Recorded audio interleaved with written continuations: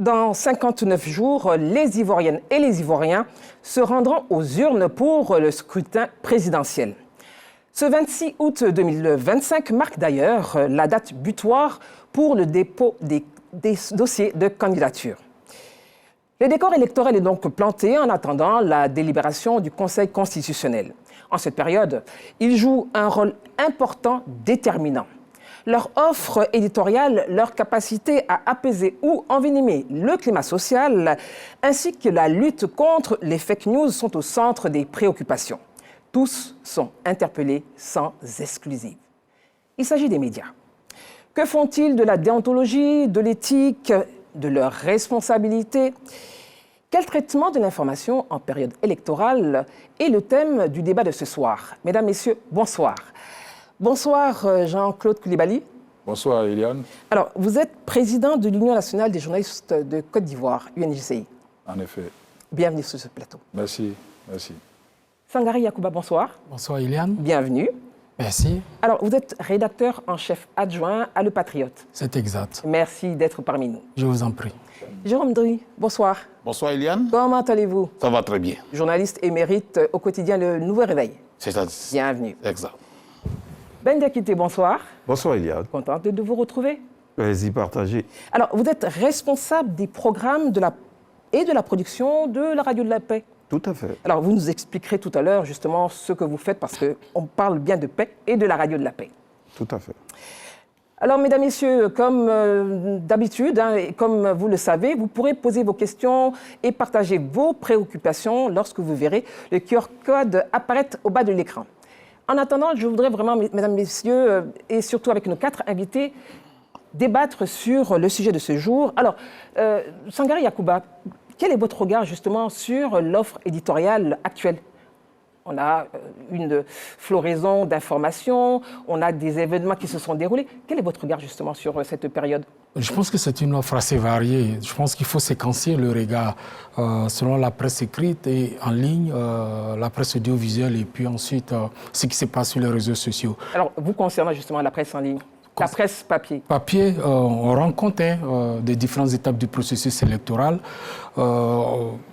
En fonction de la ligne éditoriale de chaque organe de presse, il y a des organes qui défendent des lignes qui sont adossées à des partis politiques. Donc, ils rendent compte des activités de ces partis politiques. Nous, dans notre cas, on accompagne la vision du RHDP et de son président. Donc, on rend compte régulièrement de leurs différentes activités. Non, pas uniquement, on rend compte de ça, mais aussi attentif à tout ce qui se passe justement dans l'environnement sociopolitique.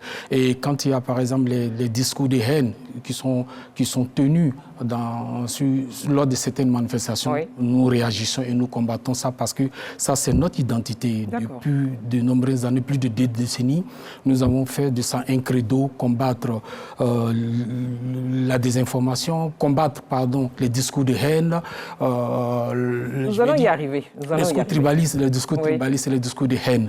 Donc nous, on s'inscrit dans ce schéma-là parce qu'on estime qu'on ne peut rien construire de bon sans qu'il y ait vraiment la paix et la concorde. Donc nous, c'est vraiment une identité très marquée du patriote, voilà, qui est vraiment intransigeant sur ces questions-là. Ça, c'est le patriote. Alors Jérôme Dry, alors je le disais lorsque je vous ai présenté, journaliste émérite au quotidien Le Nouveau Réveil, quel est votre angle, quel est votre regard et puis comment justement vous portez toutes ces questions sur le plan éditorial? Écoutez, le Nouveau Réveil est un journal d'information générale. Oui. Voilà, ça, il faut l'indiquer d'entrée, d'information générale, qui est adossé à un parti politique. Vous êtes le seul d'ailleurs, je pense. Non, vous devez être le seul. Non, nous sommes environ 4 ou 5 journaux. Officiellement? Officiellement, 4 journaux adossés au PDCRDA. Au PDCI. Et comme elle a indiqué Sangaré, nous sommes un journal qui partage la vision du PDCI de son président, qui soutient également la vision de son président, qui également ne se renferme pas seulement qu'au PDCI-RDA, qui s'ouvre aussi aux différents partis politiques comme le parti politique de l'opposition, on s'ouvre à ces différents partis politiques. Également, on s'ouvre aussi aux institutions, parce que c'est un journal d'information générale. Mais à côté de cela, comme on l'a dit, nous sommes adossés à un parti politique. Et nous défendons les intérêts de ce parti et la vision du président de ce parti. Et également, nous faisons attention à tout ce que nous traitons comme information, pour éviter la désinformation, pour éviter les discours de haine qui peuvent fragiliser la cohésion sociale. Tous ces éléments-là, nous évitons cela. Mais c'est pourquoi nous sommes très attentifs au traitement de l'information. Au traitement de l'information. Alors, Ben Diakité, lorsque je vous ai présenté, effectivement, je parlais de la radio de la paix. Alors, c'est l'audiovisuel. Alors, comment, justement, vous traitez cette information et le regard que vous portez sur la gestion des différentes lignes éditoriales concernant, justement, cette période qui est une période particulière? Merci beaucoup à Eliane. Merci beaucoup aussi aux responsables de la RTI qui nous permettent donc de partager nos expériences et notre regard sur ce qui se passe dans le monde de la presse et de la communication en général. Alors, il faut dire que dans cet aspect, aujourd'hui, c'est de féliciter quand même les acteurs de la presse en Côte d'Ivoire qui ont suivi au taquet le processus politique. Nonobstant tout ce qu'on peut dire, tous les faits, tout était regardé à la loupe et mis devant. On peut être d'accord ou ne pas être d'accord, mais ce qui s'est passé dans les chapelles politiques était su des populations. Donc ça, il faut féliciter quand même la presse ivoirienne dans ce sens. Cependant, c'est vrai qu'il y a eu par moments des sorties. Alors, je n'ai pas dit ça c'est le fait des professionnels, mais l'autre média, comme vous avez dit, les médias numériques ou digitales, qui parfois s'est laissé aller un peu trop. Donc, et vous pensez qu'il n'y a pas de dérive en ce qui concerne la presse écrite? Je pense Après, j'écouterai le président, bien sûr. Je pense que ce qui est intéressant au niveau de la presse écrite, le fait que ce soit des professionnels et qu'en interne, il y a des mécanismes de contrôle et de filtrage, ces dérives-là ne sont pas aussi exacerbées que dans la presse numérique. Non, je dirais que vraiment la presse fait son boulot. C'est vrai qu'il y a parfois des écarts, mais ce n'est pas de nature à mettre à mal le sens de la couverture, se rapprocher de la vérité et dire les faits. Et la radio de la paix, de façon spécifique, on dit bien la radio de la paix. Comment elle traite justement cette période? Alors, la radio de la paix, qui est quand même l'émanation de l'ancienne radio des Nations Unies, que vous connaissez très très bien. Et donc, nous sommes à cheval sur ces valeurs des Nations Unies, la cohésion sociale, la paix, le dialogue entre les Ivoiriens, la démocratie, et donc toutes ces valeurs qui peuvent permettre aux Ivoiriens de pouvoir s'entendre, discuter, trouver des méthodes pour avancer démocratiquement. Nous sommes dans ce sens-là. Donc nous sommes assis sur la paix. Vous êtes assis sur la paix. Voilà. Alors, Président, quel est votre regard justement sur le traitement de l'information aujourd'hui, à 59 jours du scrutin présidentiel? Vous êtes la fêtière. Oui, je pense que lorsqu'on part, par exemple, depuis le printemps de la presse, jusqu'à aujourd'hui, il y a de nettes avancées. Voyez-vous, tout ce que nous voyons au niveau de la presse ivoirienne, qui est très colorée, très politisée, une tare congénitale, en fait, du printemps de la presse. Je me souviens également, il y a 10 ans, 20 ans de cela, et il y avait beaucoup de dérives, il y avait beaucoup d'écarts, mais aujourd'hui, il faut constater qu'il y a une nette amélioration. C'est vrai qu'il y a encore des scories qu'il faut parfois corriger. Nous, on essaie de le faire au niveau de l'Union nationale des journalistes de Côte d'Ivoire, ou bien même au niveau de l'Autorité nationale de la presse, où je siège également. Et je pense que dans l'ensemble, cela va. Mais ce qu'il faut retenir, ce qu'il faut expliquer un peu aux journalistes, en période électorale, par exemple, le journaliste est un vigile de la vérité. Il est aussi un artisan de la paix. Et donc, il y a 4 principes qui doivent véritablement, en tout cas, le guider. Le premier principe, c'est l'impartialité. C'est-à-dire qu'il faut vraiment parler de tous les journalistes et tous les candidats, etc. Et il y a également ce qu'on appelle l'équilibre. Il faut présenter tous les programmes. Il faut donner les chances, en tout cas en termes de visibilité, à tous les candidats. Il y a l'exactitude des faits, vraiment. Diffuser, ne pas diffuser sans avoir vérifié, etc. Ça, c'est très important, c'est basique. Et il y a également la responsabilité sociale. La responsabilité du journaliste, c'est très important parce que le journaliste, un mot de trop, un mot de plus, peut créer, par exemple, soit la paix, soit l'embrasement. Des tensions. Donc, il faut vraiment faire attention. Et je pense que c'est ces 4 principes-là, en principe, qui doivent guider, en tout cas, les journalistes en cette période vraiment volatile.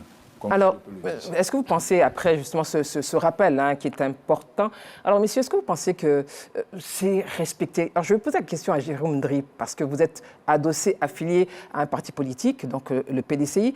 Alors est-ce que, au regard de cet arrimage, vous avez dans la gestion de l'information cette possibilité justement de faire dans l'équilibre, l'exactitude, ou bien il y a un penchant total ou une inclinaison vers le parti politique que vous soutenez? D'abord, je voulais rappeler que ce soit en période électorale ou non, le traitement d'information doit obéir à 3 impératifs. C'est d'abord, il y a la véracité des faits, il y a l'éthique et la déontologie que nous essayons de respecter. Vous essayez de respecter? Que nous respectons. Je ne dis même pas essayer, que nous respectons. Oui. Parce que quand vous essayez de regarder au niveau de l'ANP, le nouveau réveil n'a pas eu de sanctions majeures. Vous êtes un bon élève? Vraiment, nous sommes un bon élève. On peut dire, sans se lancer des fleurs. Donc, je disais, c'est ces 3 principes-là, la véracité des faits, l'éthique, la déontologie et l'ouverture. Nous, en tant que de journal d'information générale, oui, on essaie de travailler dans ce sens. Mais il ne faudrait pas se faire des illusions. En période électorale, oui, on va dire, les médias ne sont pas des acteurs neutres du débat électoral. Ça, il faut le dire très net. Alors, là, vous parlez de nouveau réveil, parce qu'après, je vais écouter Sangaré et je prends d'abord un cas général pour dire que oui, les médias ne sont pas des acteurs neutres ils ne peuvent même pas des acteurs neutres du débat électoral. Parce que chaque média ou chaque journal est adossé à un parti politique. Et dans le traitement de l'information en période électorale, il va s'avérer que ces journaux qui sont adossés à ces partis politiques feront la promotion du candidat issu de ces partis politiques. Même s'il y a des dérapages, des dérives, après je voudrais vous entendre. Même s'il y a très souvent, les journaux semblent ne pas être un peu objectifs sur la question. C'est vrai, on peut relever certains cas. Nous, par exemple, on a une particularité au nouveau réveil. Et ça, peut-être au niveau de la presse, les gens savent. Nous critiquons même le PDCRDA quand ça ne va pas. Ça, au nouveau réveil, c'est notre particularité. Souvent, ça nous lance des pierres, mais nous critiquons quand ça va pas. D'accord. Mais est-ce que les autres le font? Alors, je vais demander justement à Sangaré. Vous avez dit tout à l'heure que vous étiez proche du RHDP. Ce n'est pas comme le nouveau réveil qui est affilié. Non, nous ne sommes pas affiliés, nous sommes proches. Vous êtes proches? Alors, nous ne sommes pas affiliés. Bon, je voulais faire la différence entre un bulletin. Nous ne sommes pas un bulletin du Alors, quelle est votre position? Nous sommes un journal oui, d'information générale oui, proche du PDCRD. Vous êtes proche du PDCRD. À la conviction de ses animateurs. D'accord. Voilà. Merci pour cette précision. Alors oui, Sangaré, vous êtes proche du RHDP. Alors, est-ce que vous recevez des consignes spécifiques concernant justement la couverture des activités et votre ligne éditoriale, évidemment, elle est clarifiée, mais est-ce que vous avez des consignes spécifiques, par exemple, en ce qui concerne d'autres partis politiques? Comment vous travaillez? Non, nous... On regarde ce que Jérôme Ndri, justement... Non, nous, on travaille en toute liberté. On a une ligne éditoriale qui est très claire. On a un journal politique d'opinion qui assume sa ligne éditoriale. Je l'ai dit tantôt, c'est de défendre les idéaux et la vision du RHDP de son président, le président Alassane Ouattara. Donc, vous critiquez parfois? Oui, on critique, on rend compte vraiment des faits, mais on critique, on fait ce qu'on appelle les analyses. Ce que je voulais préciser, nous, on s'inscrit plutôt dans ce qu'on appelle l'objectivité. L'objectivité, c'est de rester fidèle aux faits. Voilà. Ce qu'il ne faut pas faire, c'est la manipulation de l'information. Oui. Nous, on est fidèles aux faits. Maintenant, ensuite, on prend ce qu'on appelle la distance par rapport au fait que le commentaire, qui est l'opinion. L'opinion, c'est notre position par rapport à notre ligne éditoriale qu'on donne par rapport à une situation donnée par rapport à un fait. Et ça, c'est très professionnel. Et les règles de la profession sont claires. Ce qu'il ne faut pas faire, c'est de tronquer l'information. Nous ne tronquons pas l'information, nous donnons les faits. Ensuite, nous même quand elle ne vous arrange pas? Même si elle ne nous arrange pas, oui, si elle ne nous arrange pas, nous faisons un commentaire pour répondre à ça et nous apportons les éléments d'explication par rapport à cette situation donnée. Et vous savez aussi, comme vous savez, dans la presse, on ne dit pas tout. Voilà. Même à la RTI, ce n'est pas tout que la RTI couvre. Donc, il y a ce qu'on appelle le tri de l'information. Donc, on trie l'information. Mais là, c'est une information importante. On traite cette information selon notre ligne éditoriale, mais on ne trompe pas les fonds. Vous ne trompez pas les faits, pardon. Et ça, pour moi, c'est être très professionnel. Et ça, sur ces questions, on est professionnel. Et je voulais préciser que, de façon générale aujourd'hui, on peut féliciter quand même la presse écrite. Je crois que l'ANP a fait un communiqué pour saluer la presse générale, de façon générale, dans le traitement de l'information, cette période sensible, parce que les journalistes prennent moins de distance avec les règles de la profession. On essaie d'être assez responsable, mais ce n'est pas fini. On doit être très vigilant, parce qu'on ne doit pas se faire l'écho, justement, des propos et être des caisses de résonance des acteurs politiques. Alors, justement, donc, sur cette question, nous, on est très direct, on est très professionnel, et on fait ce qu'on a à faire vraiment en toute objectivité. Alors, en toute objectivité, je vais poser la question d'abord au président et après vous à Ben, parce que, comme on dit, c'est la radio de la paix, vous n'êtes pas adossé ni proche d'eux. Alors, président, est-ce qu'un journaliste peut être proche d'un parti politique, affilié à un parti politique? Je réponds et je dis oui. Oui. C'est-à-dire qu'en fait, avoir une opinion, avoir vraiment une position partisane n'est pas en dichotomie avec notre métier. Mais ce qu'il ne faut pas faire, c'est de laisser véritablement cette position transcender sur le professionnel que nous sommes. Voyez-vous, ce n'est pas quelque chose qui a été inventé dans le paysage médiatique ivoirien. Ça existe partout dans le monde. Pour ceux qui ont suivi un peu les dernières élections, il y a quelques mois de cela, aux États-Unis, vous remarquerez que chaque organe de presse a pris position pour un candidat, soit pour Kamala Harris, ou soit pour Donald Trump. Ça a été clairement, en tout cas, quand vous lisez les commentaires, les analyses, vous voyez que carrément, je suis pour Kamala et je suis pour Donald Trump. Ça vous dit que dans les grandes démocraties, c'est comme ça. En Côte d'Ivoire, on pense que le journaliste doit avoir une certaine neutralité. Non, une neutralité dans sa manière d'exercer. La neutralité dans sa manière d'exercer le métier, mais pas vraiment dans sa manière d'être. C'est son droit d'avoir une opinion, c'est son droit d'avoir une position, mais en même temps, comme je l'ai dit, ça ne doit pas véritablement transparaître dans son travail. Dans son travail. Pourquoi, par exemple, nos camarades qui sont dans les grandes démocraties sont professionnels? Bien parce que tout simplement, ils tiennent compte véritablement des règles de notre métier. Alors, vous pensez que ce n'est pas le cas ici, Ben Diakité? Non, ce n'est pas le cas. Bon, là, je vais le dire. Parfois, ce n'est pas le cas. Je n'ai pas dit que c'est tout le temps pas le cas, mais parfois, ce n'est pas le cas. Parfois, il faut vraiment avoir l'honnêteté de le dire. Il y a des gens qui jurent un peu avec ce qu'on appelle l'honnêteté intellectuelle. Moi, je ne crois pas à l'objectivité. Et vous croyez à quoi, alors, président? Je crois à l'honnêteté intellectuelle. Vous ne pouvez pas, par exemple, demander à un sujet qui est tributaire de la susceptibilité d'être objectif. Ce n'est pas possible. Mais par contre, quelqu'un qui fait son travail de façon honnête, au plan intellectuel, en tout cas, cette personne-là peut ne pas jurer avec les différentes pratiques de son métier. Le code d'éthique et de déontologie, c'est notre boussole. C'est ce code d'éthique et de déontologie que nous devons respecter. Même si nous avons, par exemple, nous sommes adossés à un parti politique où nous avons, par exemple, une certaine opinion, mais il faut constater une chose. Nous devons respecter le code d'éthique et de déontologie et nous, surtout en cette période électorale, nous devons séparer clairement, je dis bien clairement, les faits des opinions et des analyses. C'est ce qui est important. Ben Diakité, alors, vous, Radio de la Paix, justement, comment vous traitez ces informations, puisque vous n'avez pas de parti politique, même si c'est vrai que vous êtes des citoyens. Alors comment justement vous traitez cette activité politique qui aujourd'hui et dans quelques jours nous mènera justement au scrutin présidentiel? Vous êtes acquiescence de tous les partis, de vos opinions, de votre idéologie. Comment ça se passe concrètement à la rédaction? Les sujets se discutent et on va partout. On donne la parole à la fois aux partis politiques qui sont au pouvoir.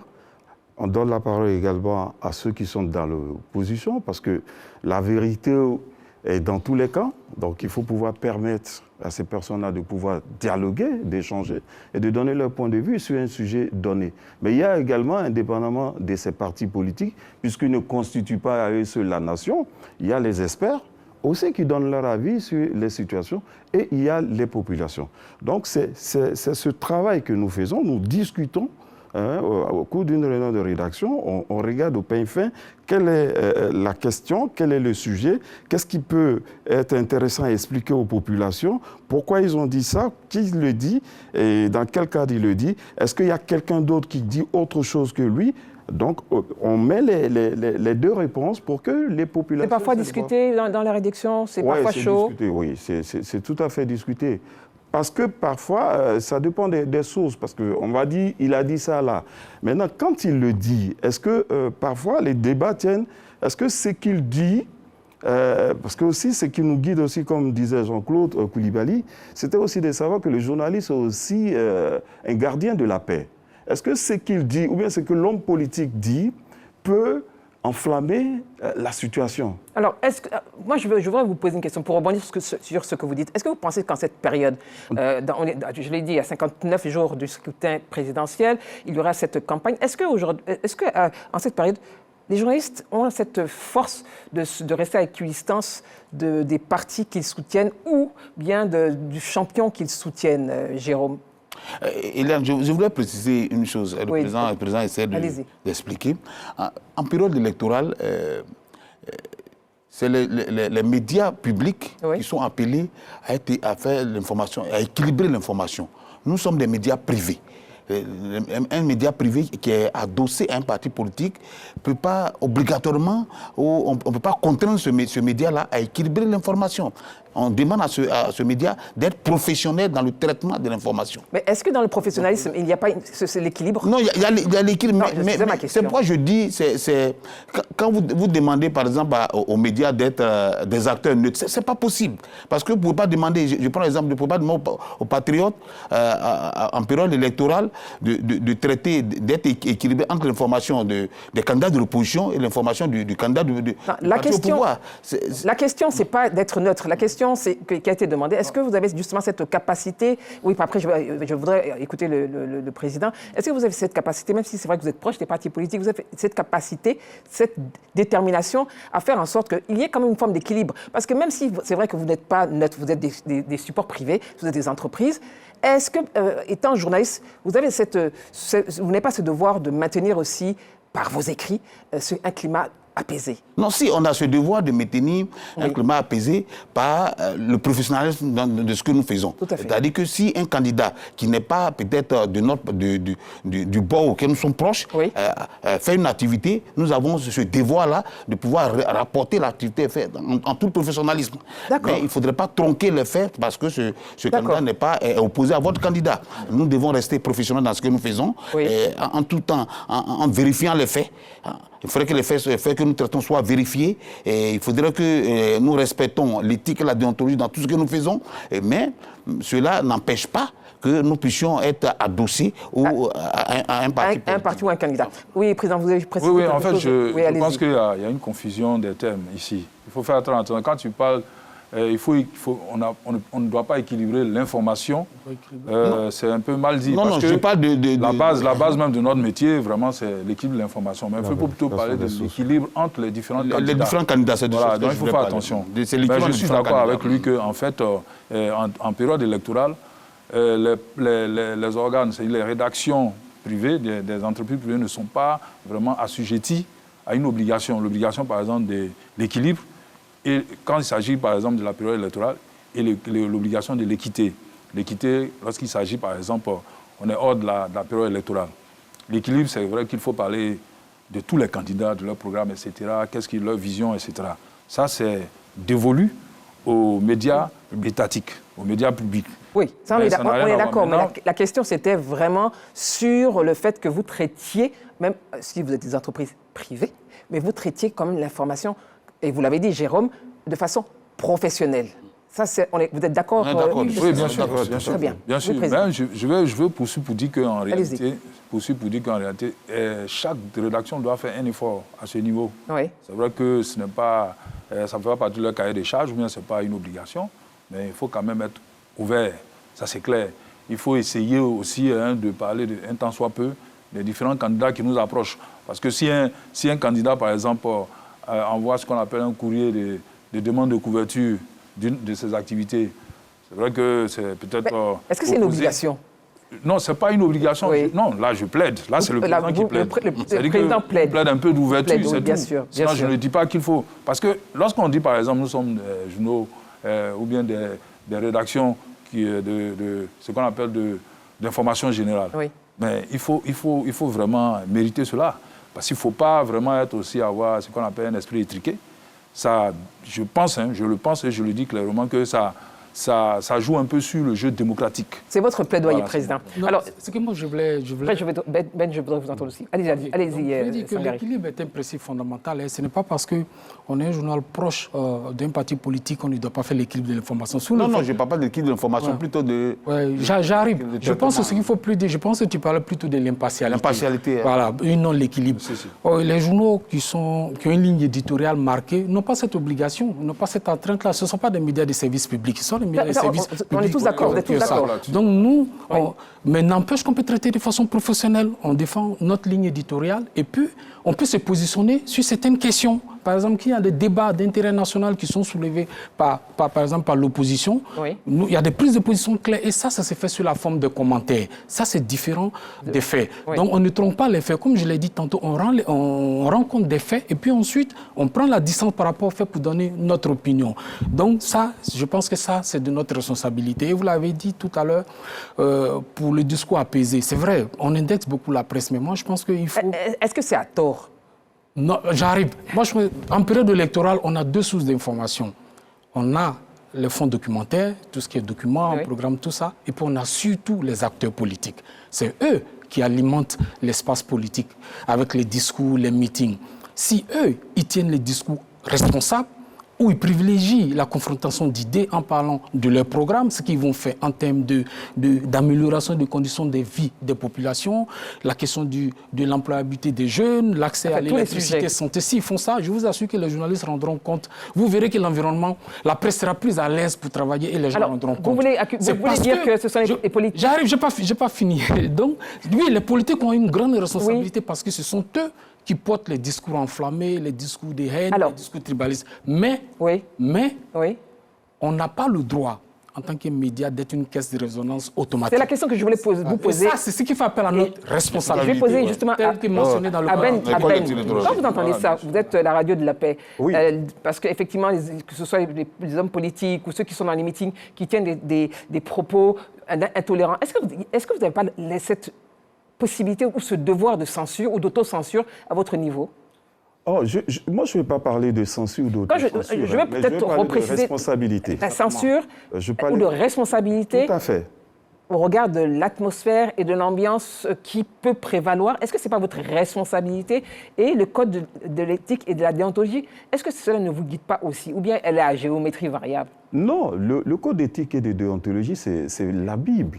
C'est le manuel de process du métier de journaliste. On ne peut pas s'en défaire quand on est journaliste. Mais ce qui est important à souligner, c'est la responsabilité du journaliste. Le journaliste est un citoyen qui respecte les règles, les mêmes règles que tout le monde. Le politicien, il ne vient pas de Mars, je vais dire. S'il dit des choses qui ne sont pas correctes, moi, journaliste, homme libre, parce que ce qui nous caractérise, c'est notre liberté. Donc, c'est cette liberté-là de dire non. Je ne me rends pas compte de ce que tu dis qui met en mal la société, qui peut créer des problèmes. Si toi, tu n'es pas responsable, moi, je suis responsable avec ma plume, avec mon micro. Donc, c'est ça, c'est là où on attend le journaliste. Pouvoir dire non, même si c'est le propriétaire du média, même si c'est le leader que le média défend, s'il dit des propos qui vont à l'encontre de la cohésion sociale, de la paix, mais je ne suis pas relais de cela. Donc, il ne faut pas, parce que c'est le parti politique, c'est le leader du parti politique qui dit des propos qui vont à l'encontre de la cohésion, de la réconciliation, parfois même de la démocratie ou bien même des droits de l'homme, que je me permets de relayer et de faire des commentaires qui vont dans ce sens. Non, il faut que le journaliste aussi soit responsable pour dire non, ça, je ne m'engage pas dedans. Alors, pour vous, Président, est-ce que, au regard de ce que Ben dit, est-ce que s'il est très facile pour un journaliste, justement, qui travaille dans une rédaction avec une ligne éditoriale, avec un responsable qui soit un président de parti politique, que sais-je, est-ce qu'il peut dire non?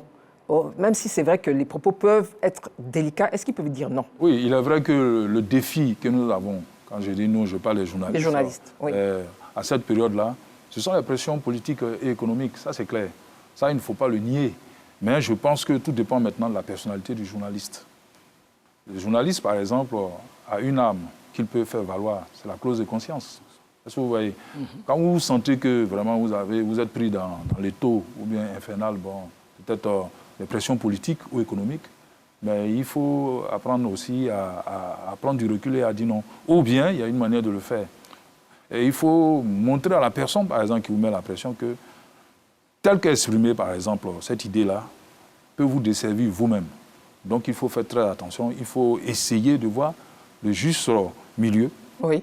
Pour pouvoir véritablement préserver la cohésion sociale. Parce que le contexte dans lequel nous nous situons, surtout la période électorale, c'est un contexte très délicat. Fragile. Donc il faut faire très attention. C'est pourquoi j'ai dit tantôt, dès le début, j'ai dit, le journaliste en période électorale, il est le vigile de la vérité et artisan de la paix.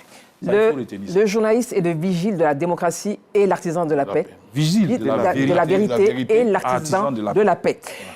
Messieurs, nous allons attaquer l'axe 2. Je rebondis sur ce que vous avez dit, Président. Quel contenu pour sensibiliser et apaiser le climat socio-politique avant, pendant et après l'élection? C'est un micro-trottoir qui est proposé par Siaka Kone, montage Ami Sangaré. La question est celle-ci. Quel programme aimeriez-vous voir à l'antenne et comment souhaitez-vous que l'information soit traitée? En tant qu'électeurs, nous voulons recevoir les informations à un intervalle de temps bien précis, voilà, pour aussi prendre position. Nous voulons quand même voir des confrontations, voir quand même le projet, la feuille de route de chaque candidat quand même, voilà, pour pouvoir prendre position. Et aussi voilà, des émissions, des débats entre les partis. J'aimerais voir la télé des émissions sur le bilan en fait, du parti au pouvoir. Il faut un programme d'abord d'information sur le code électoral, tout ce qui concerne les élections en tout cas. Il faut que la jeunesse soit vraiment imprégnée et puis informée. C'est ça qu'aujourd'hui, avec l'ignorance, il y a beaucoup de choses qui sont dues à l'interprétation et puis qui peuvent susciter des violences. On souhaite aujourd'hui en tout cas qu'il y ait des débats démocratiques, libres et puis transparents.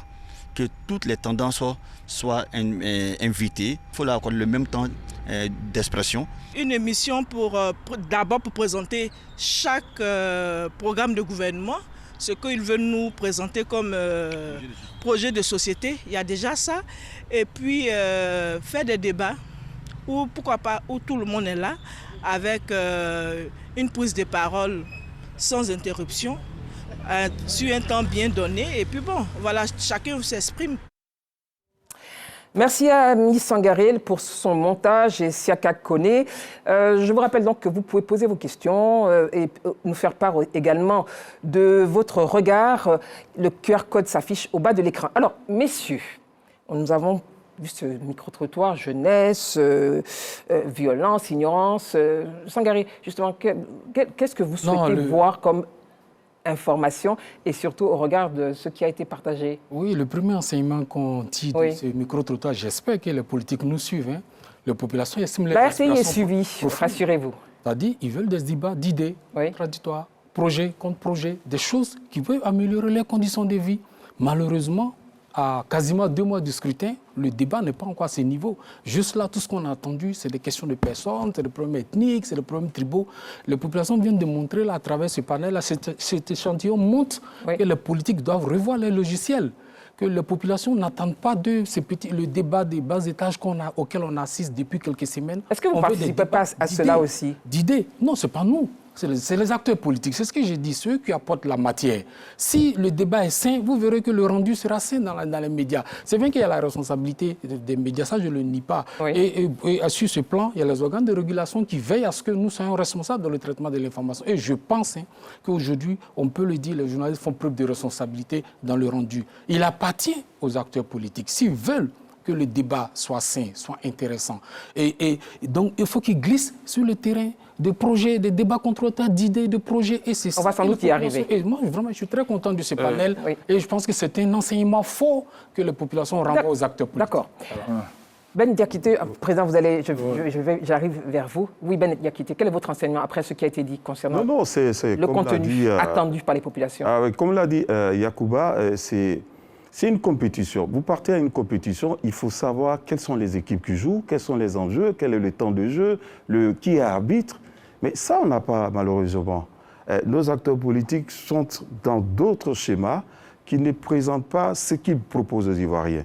Le problème, ce n'est pas moi-même, parce qu'ils mettent tous la caméra sur eux-mêmes, mais ce que les populations attendent, c'est comment notre quotidien va être amélioré. Comment je vais inscrire mon enfant? Comment je peux me soigner? Quels sont aujourd'hui les moyens pour me déplacer? Qu'est-ce que je prévois dans 10, dans 20 ans pour mes populations? C'est ce que nos populations attendent. Mais aujourd'hui, le débat tourne encore sur les personnes, malheureusement. Je pense que, bon, avec les prochaines étapes, on va rentrer dans le noyau dur, c'est-à-dire les programmes de société. Quelle société on veut pour nos enfants, nos petits-enfants, dans 10 ans, dans 20 ans, en termes d'éducation, de santé, d'employabilité des jeunes. Alors, est-ce que vous-même, vous ne posez pas, parce que c'est vrai que les hommes politiques peut-être s'expriment, mais est-ce que vous ne posez pas vous-même, quand vous les avez en face de vous, cette question? Je vais pouvoir prendre... Non, vous allez rebondir par la suite. Quand on est en face qu'est-ce que vous posez comme question? Si on pose ces gens des questions, quel est le problème de société? Qu'est-ce que vous entendez faire pour la jeunesse? Mais vous voyez les hommes politiques, comme l'a dit Sangaré et Ben. Ils ont le dollar ce soir, hein? Les hommes politiques ont tendance à nous tirer vers des débats de bas étage. C'est-à-dire que quand le journaliste, par exemple, cherche à orienter l'homme politique vers des débats qui peuvent enrichir la population, lui, en retour, l'homme politique va te tirer vers un autre débat. Oui, on me reproche tant, on me reproche tant, on me reproche tant. Finalement, il arrive que quand on sort de certaines interviews, on ne retient presque rien. Et vous écrivez quelque chose? Bon, on essaie de résumer ce qui peut aider nos lecteurs. C'est ce qu'on essaie de faire. Mais je voulais revenir un peu sur la responsabilité. Quand on dit que on jette la pierre toujours aux journalistes, ce n'est pas aux journalistes qu'on jette la pierre. Il faut regarder aussi vers les politiques. Quand les politiques animent le débat politique, le journaliste il ne fait que rapporter. Mais est-ce que vous êtes, la question, je pense que le président la pose, est-ce que vous êtes obligé de rapporter tout ce que les hommes politiques disent si ça peut mettre à mal la cohésion sociale et surtout parfois tronquer l'information? Nous ne sommes pas obligés. Nous avons aussi un devoir d'éduquer aussi l'homme politique. Ça, le journaliste a un devoir d'éduquer l'homme politique. C'est pourquoi nous veillons de plus ou moins à cela pour ne pas que nous servons de haut-parleurs à ces hommes politiques pour pouvoir diffuser des messages de haine. Ou des fake news. Des fake news. C'est pourquoi je pense qu'avec ces micro-trottoirs, l'homme politique aujourd'hui sait les attentes des populations. Ils savent les attentes des populations. Mais on s'étonne pourquoi ils ne s'orientent pas vers ces attentes des populations et qui nous tirent vers d'autres débats. Peut-être c'est à nous désormais peut-être de pouvoir leur imposer peut-être ce sera aux journalistes d'imposer peut-être aux hommes politiques l'orientation que nous voulons de ce qui... Alors, Président, imposer aux hommes politiques l'orientation qui est attendue, parce que le journaliste est aussi un artisan de paix, mais aussi un porte-parole en réalité pour les populations. Quel est votre commentaire là-dessus? Ça me fait sourire, le mot est un peu fort. On ne peut rien imposer, en tout cas à des adultes. Le quatrième pouvoir, non, pas le quatrième imposer, pouvoir. je veux dire, Dans le dialogue. Il faut parler plutôt d'orientation. Oui. Il faut orienter le débat. Et c'est le rôle aussi du journaliste. C'est vrai que j'ai entendu sur ce plateau que parfois on parle un peu de l'homme politique. C'est vrai que le journaliste, c'est le miroir de la société. Il est vrai aussi que le journaliste s'appuie sur la matière première qui est l'information pour pouvoir traiter. Mais en même temps, quand on parle de la responsabilité du journaliste, sa responsabilité aussi implique ce qu'on appelle l'orientation du débat. Dans nos différentes colonnes, combien de fois nous avons orienté le débat sur les vrais problèmes de la société? Dans nos micros, à travers nos micros, combien de fois nous avons orienté le débat sur les vrais problèmes, les vicissitudes des populations, les réalités que vivent les Ivoiriens au quotidien? Combien de fois? Je pense qu'on ne le fait pas suffisamment. Oui. Nous devons vraiment faire cela. Ce travail d'éducation, ce travail de formation des masses, c'est important. Nous ne devons pas... J'ai constaté que nous sommes tous un peu à la traîne des hommes politiques. Vous êtes à la traîne des hommes politiques? Nous sommes un peu... Quand je dis à la traîne, nous faisons trop le combat des politiques par procuration dans nos rédactions, à travers nos colonnes, à travers, par exemple, nos titres et à travers les ondes. Il faut que ça change un peu. Il faut qu'on comprenne qu'en réalité, ce que la population attend de nous, c'est de parler de leurs problèmes. Parler de leurs problèmes. C'est important. C'est vrai que les hommes politiques ont une part de responsabilité dans tout ce qui se passe, je suis d'accord, mais en même temps, le journaliste doit comprendre qu'au-delà de sa responsabilité sociale, qui est de filtrer l'information, de ne pas donner droit au écho, au discours de haine, mais son droit aussi, c'est d'orienter le débat républicain. Orienter le débat républicain. Nous avons deux questions, Zoumana de Côte d'Ivoire et Nathan de Côte d'Ivoire toujours. Alors, la première question, je vais l'adresser à Yacouba Sangaré et à vous également, Jérôme Ndri. Question de Zoumana. Il dit ceci. Qui finance les organes de presse proches de partis politiques? Yacouba Sangaré et Jérôme Dri. Personne ne finance les organes proches des partis politiques. Il faut savoir que ces journaux, d'abord, sont des entreprises privées. Oui. Contrairement à l'opinion que certains puissent avoir, c'est d'abord des entreprises qui ont été constituées légalement, qui sont privées et qui fonctionnent normalement comme des entreprises normales. Mais qui sont... Voilà, qui génèrent des revenus avec la vente, les publicités, etc., peut-être des numéros spéciaux, tout ça. Donc, mais... derrière. Non, il n'y a pas de mais derrière. La question, parce que sa question elle est claire. Qui finance les organes de presse proches des entreprises? Personne ne finance ça. D'accord. Nommément, je vais dire ces entreprises. Ce sont des entreprises. La preuve, ces entreprises ont beaucoup de difficultés aujourd'hui. Voilà. C'est pour ça que ces entreprises souvent sollicitent notre organe, comme on l'appelle, l'ASDM, pour les plans d'accompagnement, tout ça. Et l'ASDM accompagne. Et moi, je voulais déconstruire ça. Si vraiment les gens finançaient, ces entreprises n'auraient pas beaucoup de problèmes comme elles l'ont maintenant. Jérôme Dri, commentaire. Non, mais je soutiens ce que Sangaré dit. Personne ne finance les entreprises adossées aux partis politiques. La preuve, c'est que ces entreprises ont beaucoup de problèmes. Le président de l'UNCI est là, il a plaidé pour son mandat pour qu'on ait 0,01%, président, c'est pas ça, 0,01% pour qu'on puisse soutenir ces entreprises. Il faut du budget pour soutenir ces entreprises. Oui. Il faut savoir que c'est vrai que ces entreprises, par la conviction peut-être de ceux qui l'animent, sont adossés à des partis politiques. Mais ce n'était pas, je précise encore, ce n'est pas des bulletins d'information de ces partis politiques. D'accord. Quand c'est des bulletins d'information de ces partis politiques, c'est que c'est financé par les partis politiques. Mais c'est des journaux privés qui sont adossés à ces partis politiques. Alors, oui. Donc, nos financements ne viennent pas d'ailleurs que de nos ventes, de nos publicités, et l'entreprise fonctionne normalement. C'est pourquoi nous tendons toute la main à l'ASDM pour les soutiens. Voilà, sinon, vraiment, ce n'est pas financé par Vous voulez faire une phrase? Ajouter à ce juste, parce qu'après, il y a une autre question. Oui, allez-y, Président. Il n'y a pas d'organe de presse qui appartient à un parti politique. Il y a les aliments, il y a la proximité. On parle de financement. Il y a un seul organe de presse qui appartient à un parti politique, c'est Notre Voix, qui appartient au FPI. Oui. Donc, si un organe qui ne vous appartient pas, comment vous allez le financer? Alors, M. Zoumana, vous avez votre réponse et puis merci de nous avoir transmis cette question. Une autre question qui vient de Nathan de Côte d'Ivoire toujours. Alors, pourquoi le traitement de l'information est-il particulièrement sensible en période électorale? Quelles sont les principales responsabilités des médias pendant une campagne électorale? Vous avez déjà tous répondu à la seconde question, mais je demande à Ben d'acquitter votre regard. Pourquoi le traitement de l'information est-il particulièrement sensible en période électorale, puisque vous êtes de la radio de la paix, et je ferai rapidement un tour de table. En fait, c'est que dans ce contexte-là, les choses sont multipliées. Il y a un effet multiplicateur, c'est-à-dire... Qu'est-ce qui est multiplié? Tout ce que je dis, par exemple. Si je dis bonjour, ça va aller très, très loin. Or, en période normale, l'économie, peut-être tu dis bonjour, je suis en train de faire mon activité, mais en période électorale, on va suivre les journaux, on va voir les comptes rendus, on va aller sur Internet, on va regarder ce qui s'est passé. Donc, il y a un effet de multiplication de ce qui se passe. Et généralement, en période aussi électorale, les gens pensent qu'on a lâché les bribes, c'est-à-dire qu'ils peuvent tout se permettre. C'est-à-dire qu'on s'est dit, bon, dans cette période-là, c'est la campagne, sous prétexte que c'est la campagne. J'avais un problème il y a 10 ans avec telle personne. Oui. Comme on est en période électorale, je peux profiter pour lui lancer des pics. Mais c'est quand même encadré. Oui, mais il y a des pics.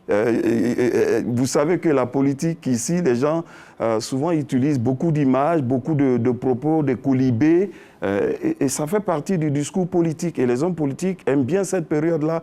C'est un peu une période où on pense qu'on a un petit parapluie sur soi. On peut dire des choses, on peut faire des choses. Des choses qu'il ne ferait pas quand il n'est pas en période électorale. Alors, Jérôme Dri, Yacouba Sangaré et puis bien sûr Président, justement cette période est quand même encadrée, que ce soit pour les journalistes en ce qui concerne, nous avons la ACA donc avec l'audiovisuel, nous avons l'ANP, il y a également... Il fut un temps, il y avait l'OLPED, et puis il y a quand même aussi nos juridictions. Alors pourquoi, justement, il y a toutes ces diatribes qui arrivent en cette période, Jérôme Dri? C'est des enjeux. Vous savez que la période électorale, c'est des périodes de forts enjeux. Des périodes de forts enjeux où chaque parti ou chaque acteur veut veut s'afficher, veut montrer quelque chose qu'il a peut-être enfoui en lui. Donc ces genres de périodes-là, ça crée beaucoup d'émotions. C'est comme des... Moi, je compare très souvent les périodes électorales aux périodes de grandes rencontres de football, comme la CAN. Vous avez, pendant la CAN, vous avez vu, il y a beaucoup de passion. Et... Oui, mais il y a des limites, non? Bon, il y a des limites, mais c'est à peu près la même chose pendant les périodes électorales. Il y a beaucoup de passion. Et là, souvent, les acteurs même ne se contrôlent pas. Quand ils sont devant une foule, ils peuvent donner des discours sans se contrôler. Donc, il y a tout ça qui fait qu'en période électorale, et à côté de cela, il y a des regards qui sont portés sur l'information, le traitement de l'information. Vous voyez, on remarque que nous qui sommes journalistes, qu'en période électorale, nos journaux sont plus lus qu'en période normale. Parce que là, les lecteurs cherchent l'information, les populations cherchent l'information. D'où votre responsabilité, notre responsabilité. Voilà, d'être très professionnel dans le traitement de l'information. Président, alors, les diatribes en période électorale, et après j'aurais juste une question, hein, après votre réponse. Est-ce qu'il ne faille pas privilégier le débat d'idées alors qu'aujourd'hui ce sont les diatribes qui prennent le dessus? Oui, c'est normal parce qu'on parle toujours de fièvre électorale. Quand on parle de fièvre... Parfois, à nos risques et périls. Oui, non, on parle de fièvre électorale parce qu'il y a la passion. Oui. Comme l'a si bien dit Jérôme, il y a la passion derrière tout ce qui est les élections. Comme on le dit, il n'y a pas de petites élections. Voilà, les élections sont des élections avec, si vous voulez, tout le corollaire de crispation, d'injures, de dérives comportementales, si je peux m'exprimer ainsi. Mais c'est à nous, en tout cas, acteurs neutres, plus ou moins neutres, en tout cas, du processus électoral, d'essayer un peu de contenir tout cela à travers, véritablement, comme je l'ai dit, la responsabilité sociale. Si on veut suivre les acteurs politiques, je pense qu'on fera de notre société vraiment ce qu'on appelle un volcan. Et je pense que les Ivoiriens n'ont pas besoin vraiment d'être assis sur un volcan. Ils ont besoin de sérénité, ils ont besoin de paix. C'est à nous vraiment, comme je l'ai dit, de savoir orienter le débat républicain. Débat républicain, Bertrand Aka qui nous je vais y arriver, il nous partage cette question. En période électorale, comment le journaliste peut-il concilier liberté de presse et devoir de neutralité? Président Sangaré, Ben Diakité? Oui, ce qui est... Liberté de presse et devoir de neutralité. Oh, est-ce que ce qu'on attend du journaliste, c'est sa neutralité? Non, je pense que c'est son professionnalisme et sa volonté de dire les choses telles qu'elles se sont présentées. C'est-à-dire le rapport avec, comme le président le disait, vérité. Dire si c'est un événement qui s'est passé à Yopougon, à Ouassakara, mon quartier, il faut le dire que c'est à Yopougon, Ouassakara. Si ça s'est passé à Cocody, il ne faut pas dire ce qui s'est passé à Yopougon, Ouassakara, que c'était à Bonois. Donc, ce n'est pas ça. Et prêter des propos à des gens. Non, on demande aux journalistes d'être professionnels, de dire ce qui s'est passé, de traduire et de ne pas mélanger les genres. Les faits sont libres, les commentaires, on les encadre, on fait des encadres. Mais ce que je pense ou ce que je dis, je ne mélange pas avec ce qui s'est passé pour créer ou bien susciter des émotions ou bien susciter ou bien pimenter, comme on dit, mon papier. Et ça, il faut faire très très attention. C'est ça ce petit piège-là, souvent qui fatigue certains journalistes. On veut vouloir pimenter, on veut vouloir encenser, on veut vouloir enrober les choses et on ajoute des choses qui n'ont rien à voir avec les réalités et les faits. Donc c'est ça, il faut être professionnel. Il faut être professionnel. Il faut être professionnel dans son métier, respecter les faits, rien que les faits. Moi, je qu'il faut ajouter la responsabilité, c'est très, très, très important. Alors, vous allez à un meeting, le leader politique, il est devant sa foule, il est, permettez-moi l'expression, excité, il peut se lâcher, dire des choses. Mais quand le journaliste retourne dans sa rédaction, il n'a aucune obligation de transcrire textuellement ce que le leader politique a dit.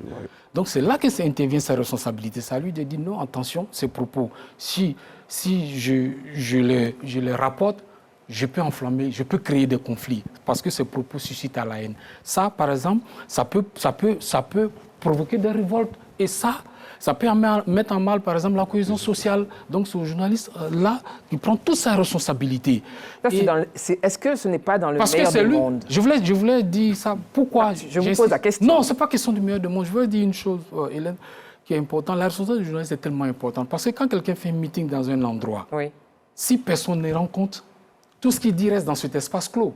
Mais du moment que le journaliste rapporte, tu rapportes à la face de la nation, tu rapportes à la face du monde avec les outils numériques. Donc, tu joues un rôle d'amplificateur de ces propos. Et si ces propos ne sont pas bons, tu amplifies les dégâts que ces propos pourraient occasionner. On va y arriver. Donc, on peut en toute responsabilité décider de le faire. Et je pense qu'on le fait. Oui. Voilà. On va y arriver de tous les mettre tout à l'heure parce que justement, il y a quand même, on va juste parler tout à l'heure de fake news et d'amplification. Allez-y, rapidement, et puis j'ai une question. C'est vrai qu'il y a la responsabilité, mais le journaliste, comme je l'ai dit, doit être un vigile. Le vigile, c'est quoi? D'abord, il faut éviter les titres sensationnalistes.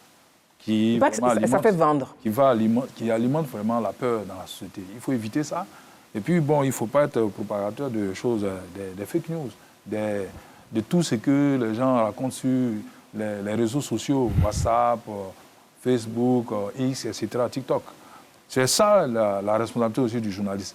Faire en sorte que dans nos différentes rédactions, qu'il nous demandent des cellules de veille, de fact-checking. C'est très important. C'est pourquoi je parle du vigile de la vérité.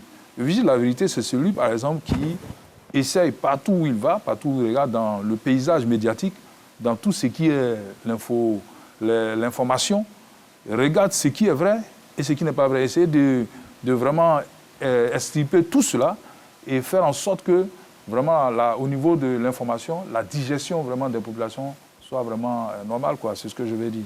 Voilà. Oui, rapidement, Jérôme. Allez-y. Le journaliste, il faut être clair, le journaliste n'est pas un acteur neutre, ne sera pas un acteur neutre du débat politique. Mais ce qu'on demande aux journalistes, c'est d'être professionnels, de filtrer l'information, d'être responsable dans le traitement de l'information. La responsabilité du journaliste, le journaliste doit être responsable. Alors, Zwandé Dro Bakary de Côte d'Ivoire pose cette question. Bonjour à tous les journalistes, bonjour à vous, merci de nous suivre. Alors, ma question est la suivante. J'aimerais savoir si un journaliste peut faire de la politique ou être dans un parti politique. Président? Non. Moi, je dis clairement qu'on peut avoir une position. Oui. Mais dès lors qu'on milite dans un parti politique, on n'est plus journaliste. Un journaliste, ce n'est pas un militant, ce n'est pas un activiste.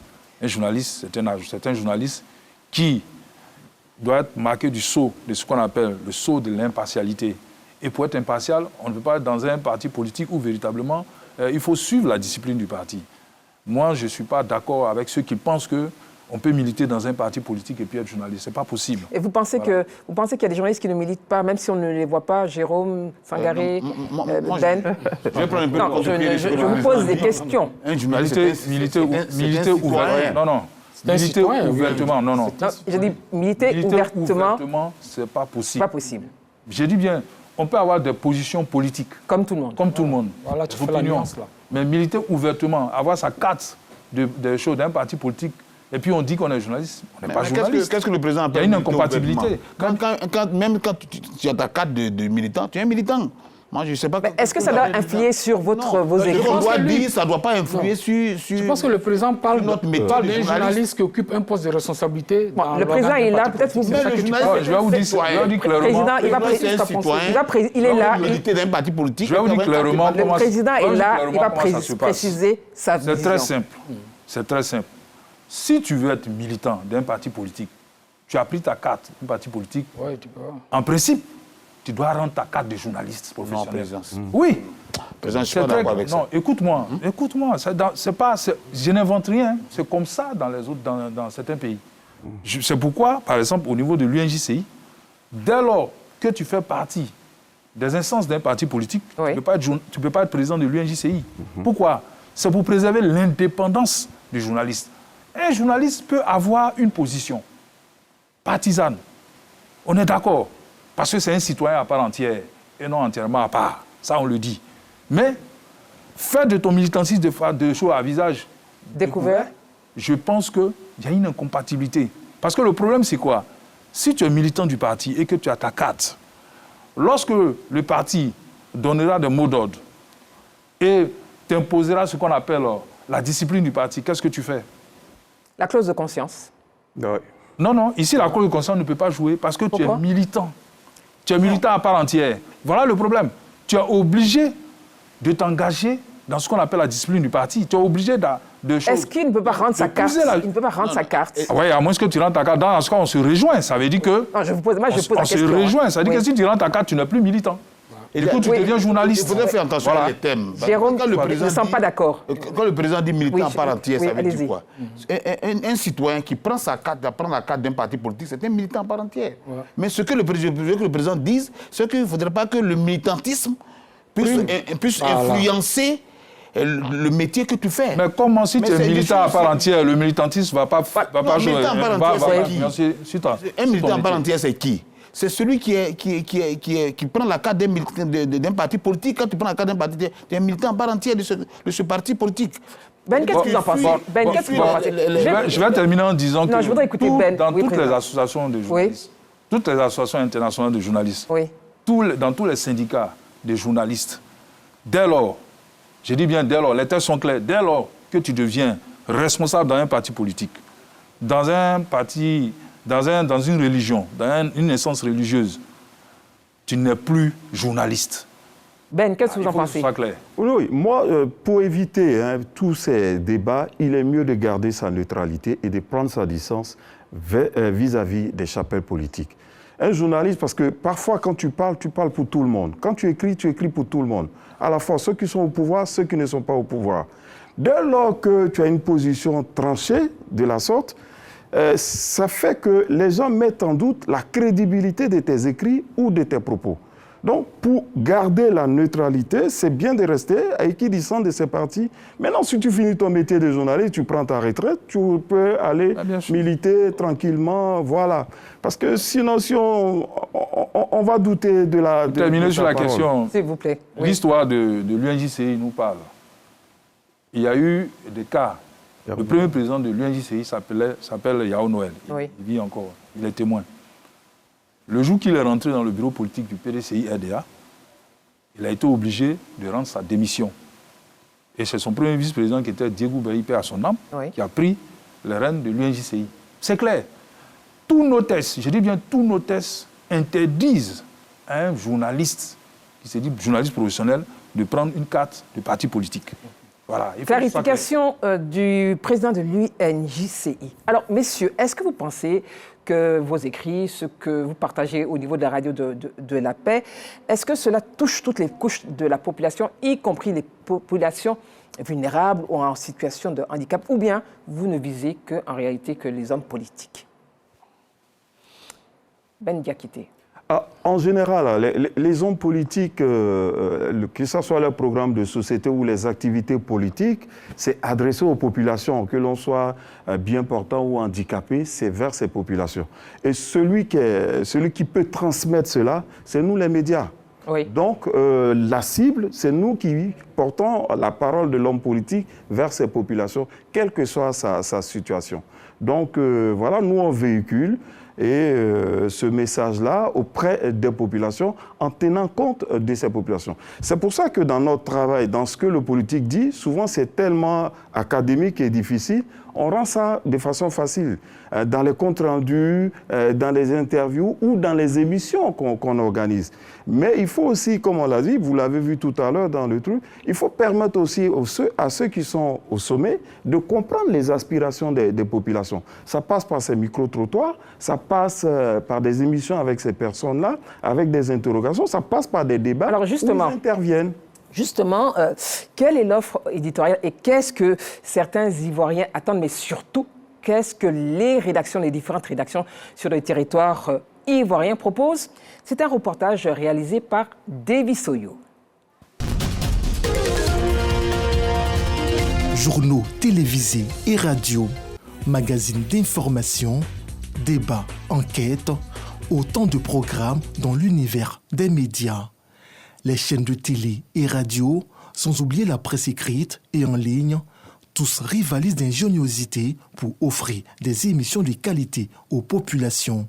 En cette période électorale, la rigueur est davantage de mise dans le traitement de l'information. Pour mieux comprendre l'organisation des rédactions à l'approche du scrutin présidentiel, nous décidons de rencontrer quelques patrons de presse.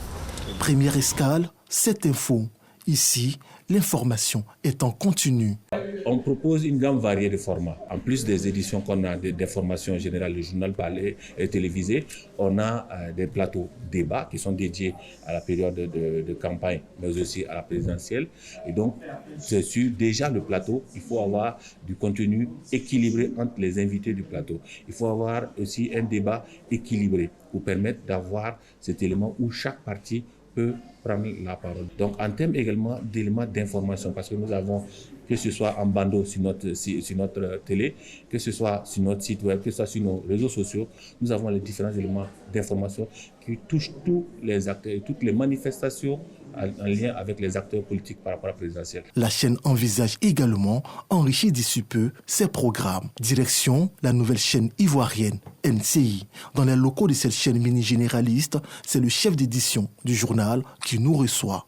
NCI, pour cette période électorale, a multiplié les tribunes d'expression pour les acteurs politiques. Justement, pour permettre à toutes les sensibilités politiques, mais aussi tous les courants d'idées, toutes les expressions de pouvoir être entendues par la population pour qu'elle-même puisse se faire son opinion.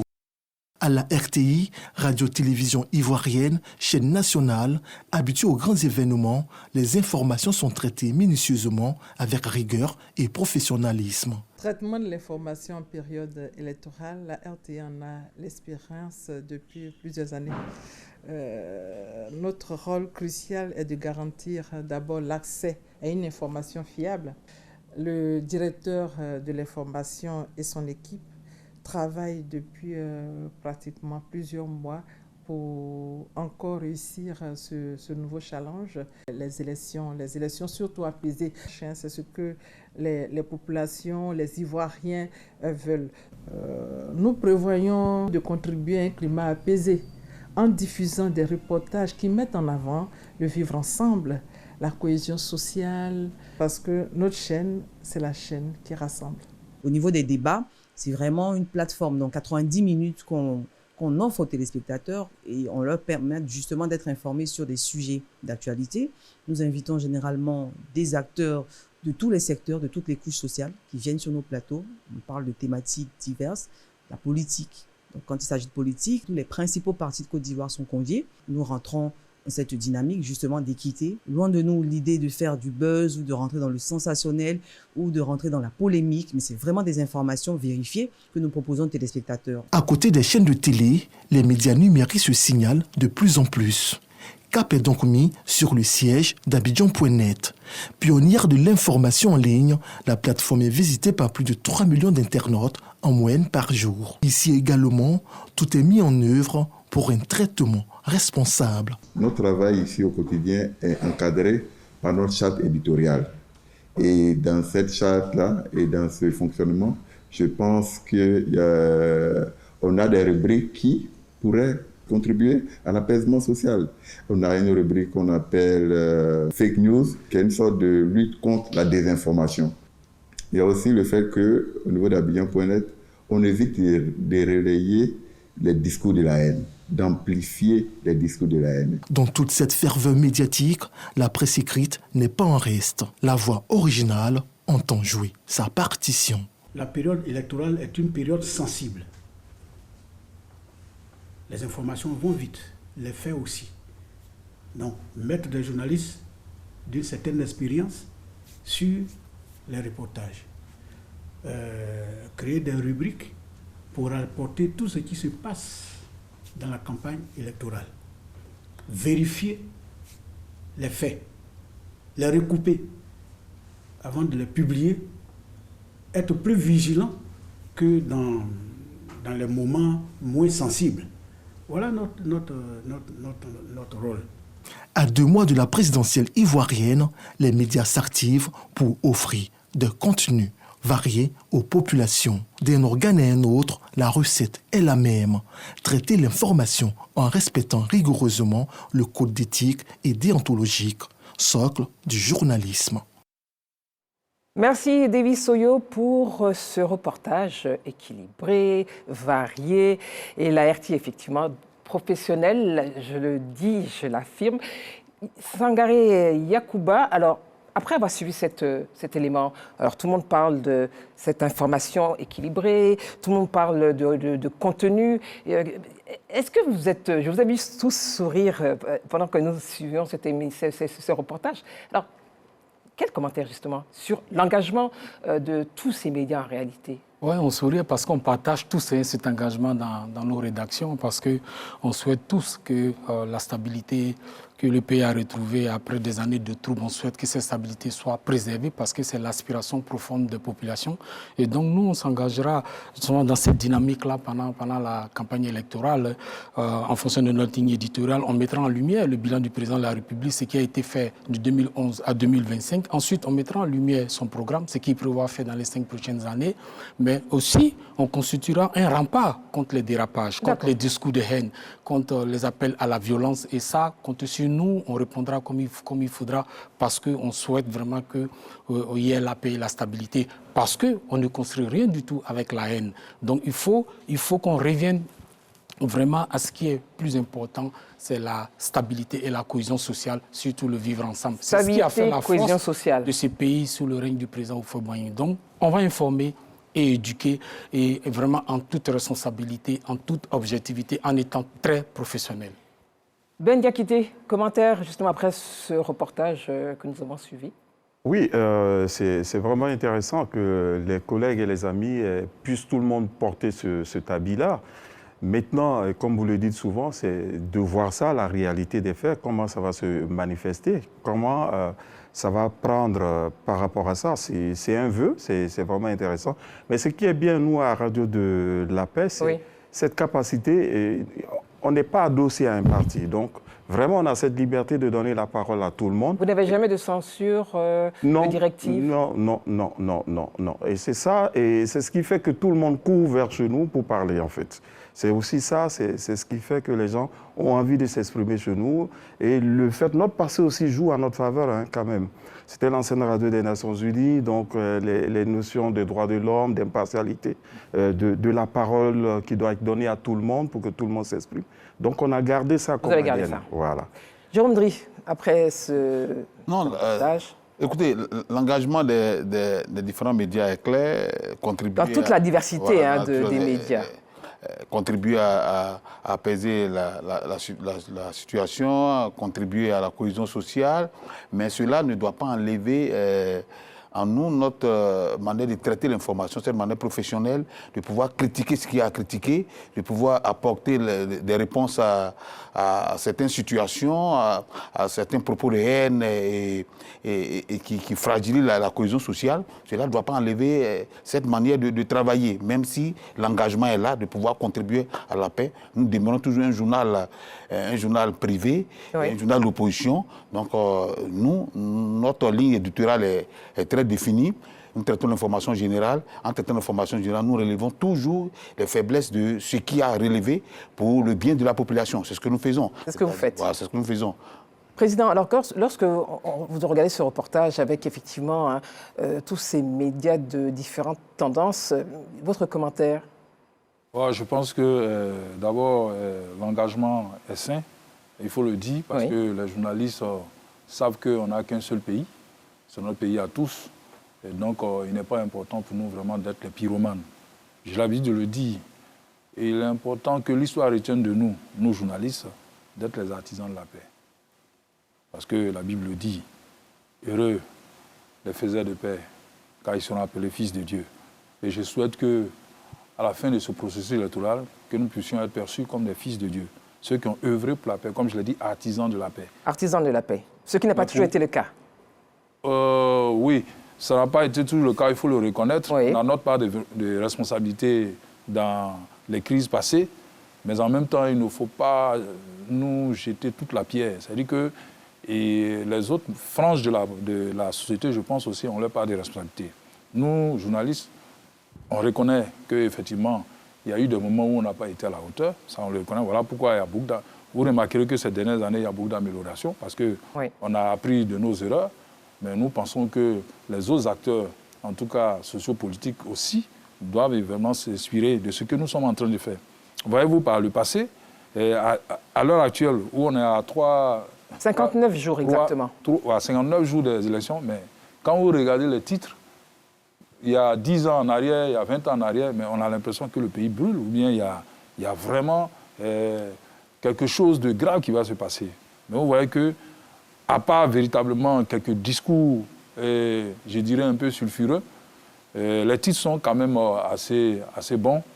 J'encourage en tout cas nos camarades, nos amis, à continuer dans ce sens-là, à éviter vraiment le sensationnalisme et surtout à ne pas trop prêter attention ou bien ne pas être des propagateurs de, comme je l'ai dit, de tout ce qui se passe sur les réseaux sociaux.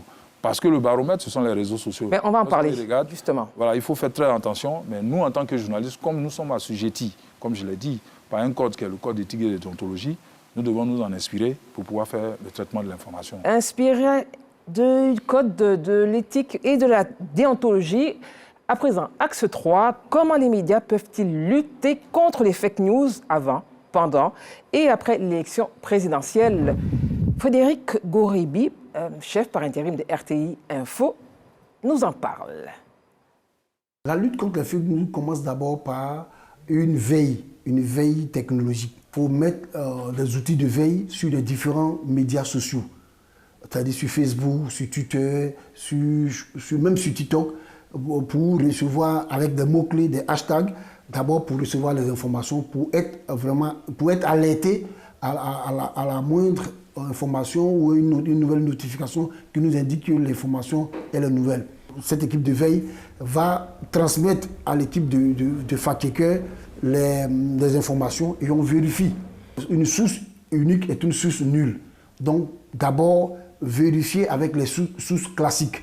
C'est-à-dire, on prend son téléphone, on appelle telle partie ou telle partie, mais il y a aussi des méthodes de vérification qui sont nouvelles, et ça avec des outils digitaux, pour vérifier une vidéo, pour vérifier une photo, même pour vérifier des textes. Parce qu'aujourd'hui, des textes sont tronqués ou bien produits par l'intelligence artificielle, et il faut, ces outils-là, il faut pouvoir les maîtriser. Donc, pendant les élections, il y aura beaucoup d'informations, il y a des labos du faux, pour pouvoir produire de l'information, pour jeter le discrédit sur un candidat. C'est aux rédactions de se faire former, c'est aux rédactions d'être vigilantes et de ne pas prendre pour argent comptant tout ce qui va être balancé sur le net. Ne pas prendre pour argent comptant tout ce qui va être partagé sur le net. Alors, messieurs, quel est votre avis, fake news, président, le fact-checking? Est-ce qu'il y a une formation justement en cette période en particulier, pour les journalistes à ce niveau? Depuis l'année dernière, nous avons commencé les formations. Oui. L'année dernière, nous avons formé 200 journalistes, en tout cas à la pratique de l'intelligence artificielle. Parce qu'aujourd'hui, nous avons dépassé les fake news, on parle maintenant des deepfakes. Deepfakes qui sont vraiment générés par l'intelligence artificielle. On peut vous prendre une de vos vidéos, vos anciennes vidéos, et puis vous prêter des propos avec votre propre voix. Et faire paraître cela comme quelque chose qui vient de se dérouler et qui existe avec une analyse. C'est ce qu'on appelle les deepfakes. Et ça, c'est l'intelligence artificielle qui le fait. Et je crois qu'en cette période-là, il faut s'attendre beaucoup à ce genre de pratique. Et donc, les journalistes ont besoin d'être formés, outillés pour vraiment être les vigiles, comme je l'ai dit, de la vérité. Oui. Et donc, nous avons fait cela avec le Conseil international de l'intelligence artificielle, le CONIA, qui est basé au Togo, en Afrique. Nous l'avons fait, ils nous ont permis de former 200 journalistes. Coopération Sud-Sud. Coopération Sud-Sud. Et nous allons continuer ainsi. Nous avons fait aussi une formation sur la désinformation avec la CEDEAO, il y a dans le mois de mars, je crois, le mois de mai. Nous l'avons fait. Et nous sommes en train de faire une formation en ce moment avec Reporters sans frontières, justement sur le traitement de l'information en période électorale. Oui. Ça a commencé, je crois, hier, et ça, je pense que ça s'est terminé aujourd'hui, si j'ai bonne mémoire. Et ça va continuer à la Fondation Hirondelle. Nous sommes en train de préparer également une autre formation. Et nous-mêmes, avec d'autres partenaires, nous allons continuer. Vous avez un programme qui est chargé. Un programme qui est chargé pour former les journalistes, pour faire en sorte que chaque journaliste, c'est-à-dire que constitue une veille, comme il a dit, c'est une cellule de veille, constitue une rubrique pour pouvoir, en tout cas, aller en croisade contre les fake news et les deepfakes. Et c'est très important. Alors, deepfake, fake news, ça peut aller au-delà, puisqu'on parle du processus électoral. On peut avoir le président de la CEI, un deepfake, qui annonce quelque chose qui ne serait pas avéré. Alors, est-ce qu'au sein de vos rédactions, Jérôme Dry, Yacouba Sangaré et vous-même, est-ce qu'il y a cette formation et cette approche concernant le fact-checking et surtout ce recul vis-à-vis des deepfakes potentiels? Oui, mais je veux dire que le fact-checking, c'est déjà un principe de base de notre métier qui existe depuis longtemps. C'est la vérification de l'information. Mais est-ce que vous pensez que c'est tout le monde s'y prête, sinon on ne serait pas sur ce plateau en train d'en parler? Non, tout le monde ne s'y prête pas, mais aujourd'hui, dans nos rédactions, on est conscient aujourd'hui qu'on doit être très prudent, très vigilant. C'est pour ça qu'avant de véhiculer une information, on prend beaucoup de précautions, on vérifie. D'abord, comme il a dit, avec les sources classiques, si c'est une information qui implique une personnalité, on rentre en contact avec ses services de communication, si c'est un ministère, si c'est une institution. En tout cas, on prend beaucoup de précautions. Et puis ensuite, quand il y a une information, souvent on s'appelle entre confrères pour se demander est-ce que tu es au courant de ça? Si personne n'est au courant, que toi seul tu as l'information, tu commences à douter. C'est ce qu'il a dit dans l'élément vidéo. Une source unique est une source seule. Donc, on est très vigilant. Mais je reconnais aujourd'hui qu'avec l'évolution technologique, vraiment, on assiste aujourd'hui à vraiment une usine de fabrication de fausses informations. Et ce qui est dramatique, c'est que c'est fait à dessein. Voilà. Et c'est ce qui est dangereux, en fait. C'est une arme, vous pensez? C'est une arme pour manipuler l'opinion, pour polluer, moi je pense, le travail des journalistes et même pour discréditer les médias en période électorale. Il y a vraiment une vraie vigilance à faire. Et moi, je salue les formations que l'UNJCI organise. Mais je pense que dans nos rédactions, on doit penser à installer des comités de veille qui doivent vraiment passer au peigne fin toutes ces informations parce qu'on va aller crescendo. L'adrénaline va monter quand on va entrer dans la période de campagne et il va y avoir beaucoup de fausses informations. Déjà, on est témoin. Récemment, il y a eu la fausse information sur... Il y a beaucoup de fake news. Beaucoup de fake news Alors, Jérôme Dry, qui circulent. Donc, il faut qu'on soit très vigilant parce que celui qui produit, là, il n'est pas forcément animé d'une bonne intention. Soit il veut instrumentaliser des populations, soit il veut opposer des communautés, soit il veut même discréditer le processus électoral en donnant des fausses informations. Et ça, c'est vraiment inquiétant. Je pense qu'on doit être très vigilant parce que notre responsabilité est très grande pour éviter de tomber dans le piège de cette usine à fabrication de fake news. Usine à fabrication de fake news, Jérôme Dry, comment vous composez en interne justement pour éviter d'être pris dans ce piège? Mais, comme l'a dit Sangaré, nous sommes très prudents parce qu'il faut savoir que derrière les fake news, il y a toujours une stratégie de pouvoir manipuler l'opinion. Donc c'est à nous, journalistes, nous par exemple dans notre rédaction, nous sommes très regardants toutes les informations que nous voyons sur les réseaux sociaux, nous vérifions avec plusieurs sources. Est-ce que les réseaux sociaux sont une source d'information fiable? Je pose la question. Ce n'est pas une source d'information fiable. Non, je vous pose une question. Fiable. Les réseaux sociaux sont pas, c'est des pistes. On peut peut-être voir l'information et puis chercher à vérifier l'information. Il faut toujours vérifier l'information qui paraît sur les réseaux sociaux. Parce que ceux qui sont sur les réseaux sociaux, les cyberactifs, généralement, ce n'est pas des journalistes. Et ils peuvent prendre l'information de façon brute, puis balancer l'information qui peut-être est antidatée même, qui peut balancer une information antidatée. Donc c'est à nous, journalistes, nous par exemple, dans notre rédaction, nous faisons beaucoup attention quand à une information, nous essayons de vérifier. Quand, après vérification, nous ne sommes pas sûrs que l'information est vraie, nous laissons tomber. Vous laissez tomber. C'est comme ça que nous évoluons. Et ça nous permet d'éviter beaucoup de tomber dans ce piège-là. Parce qu'il faut le dire, nous avons un gendarme aussi qui est au-dessus de nous. Et au-delà, vous avez vos signatures et la crédibilité aussi de vos supports. Et puis la signature de chacun des journalistes. Alors, je voulais dire quand même qu'au regard de cette question, en tenant compte du contexte que vous avez évoqué, les dernières personnes qui ont été mises en prison ici en Côte d'Ivoire, ce sont des gens qui étaient sur les réseaux sociaux. Ce n'est pas des journalistes professionnels qui sont dans des rédactions bien identifiées, bien connues. Mais c'était des gens qui s'expriment, qu'on appelle souvent des influenceurs ou des cyberactivistes. C'est eux qui ont été arrêtés et qui ont été mis en prison pour diffusion de fausses informations ou bien parfois des politiques. Ça demande quoi? Ça veut dire que plus une rédaction elle est constituée de professionnels, elle respecte les règles d'éthique et de déontologie, moins elle court ce risque-là. Mais tant que c'est des gens qui ne sont pas formés, qui ne savent pas ce que c'est que le métier, qui parlent et qui disent tout, voilà le risque où ça peut conduire. Alors, est-ce que vous pensez que justement, en cette période électorale, et vous l'avez dit, hein, ça va monter crescendo, la fièvre, elle est déjà visible. Alors, est-ce que vous pensez qu'il est possible que ces fake news, hein, ou ces deepfakes, si on y arrive, pourraient influencer vos écrits? Parce que c'est presque vrai, ça peut être presque vrai. Une fake news peut ressembler à la vérité, Président. Ouais. Non, je pense que ce serait vraiment un péché impardonnable. Et pourtant, un journaliste, il y a des choses que nous voyons. Un journaliste se laisse prendre par un deepfake ou bien un fake news. Parce qu'en fait, c'est basique, comme je l'ai dit. La première des choses qu'on nous apprend, en tout cas dans les rédactions, dans les écoles de journalistes, c'est la vérification des informations. Et puis vérifier, faire le croisement des informations au minimum. Je dis bien au minimum pour être sûr, 3 sources fiables. Ouais. Mais vous ne pouvez pas prendre quelque chose sur les réseaux sociaux et puis prendre ça pour argent comptant et essayer de traduire ça dans vos colonnes ou bien sur vos ondes, etc., ou bien en images. C'est dangereux. Ça ne s'est jamais fait. Je pense que ça peut arriver. Non, ça peut arriver. Ça arrive. Il y a même pas. Mais en tout cas, je pense qu'on ne va même pas utiliser la langue de bois. Hein. Voilà. Il faut être clair avec... le journaliste aussi a le devoir d'être transparent. Récemment, dans les médias, on a vu une note qui disait...